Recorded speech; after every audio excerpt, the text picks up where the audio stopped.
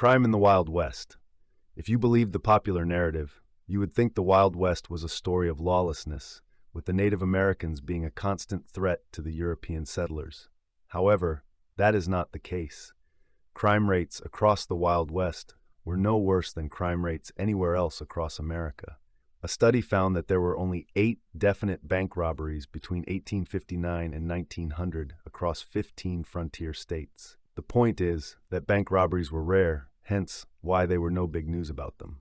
What also was not big news was violence between settlers and Native Americans. In fact, Native Americans were more peaceful towards settlers than settlers were towards each other. If you think that was interesting, leave a like.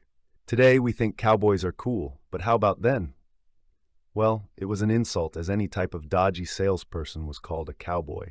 That's not a coincidence. The term cowboy has been a word to describe a dodgy person for a long time.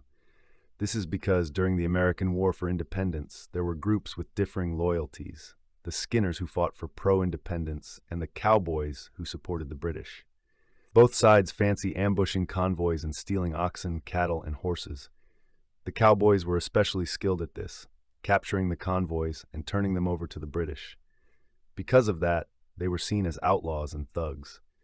This idea stuck around, and from the 1800s onwards, cowboys were frequently seen as vulgar, blasphemous, drunken, and corrupt. Needless to say, if you called a person a cowboy in the Wild West, you probably would have got a punch in the face. Would you have made this mistake? Let me know in the comments.